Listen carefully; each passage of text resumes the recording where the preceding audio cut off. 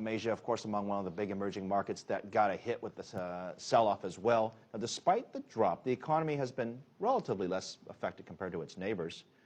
But here's something you might not know. The country is known as a low-cost manufacturer because of low-cost foreign workers, which are all from poorer Asian countries around the area.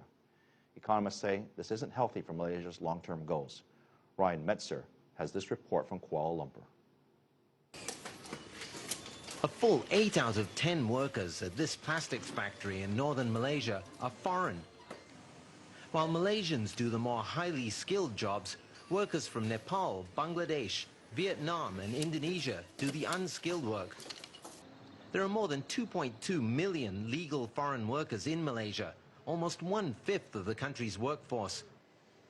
Aside from factories, they work in Malaysia's restaurants and homes, act as security guards, work in palm oil plantations and mills, and make up nearly all the labor force on construction sites. Employers say Malaysians just don't want to do the types of jobs the workers from poorer countries will do. The so-called 3D jobs, dirty, difficult, and dangerous. And with unemployment barely ever rising above 3%, Malaysians can afford to be picky. But economists say having easy access to cheap foreign labor has a serious downside. So one of the key problems that Malaysia face is actually this reliance is still continuing, and it has a long-term effects of retarding our so-called structural change of moving up the value chain and moving it towards what we call more capital-intensive kinds of industries. Employers say the use of foreign workers remains vital in industries such as plantations and construction.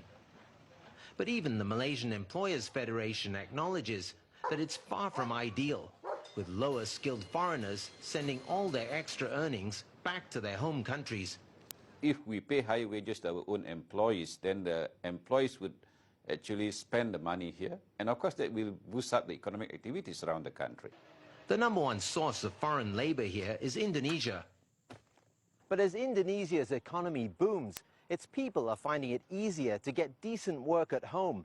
Still, there are more than enough people from poorer countries such as Myanmar and Bangladesh who would be happy to step in to fulfill the needs of Malaysia's employers. Ryan Meltzer, CCTV, Kuala Lumpur.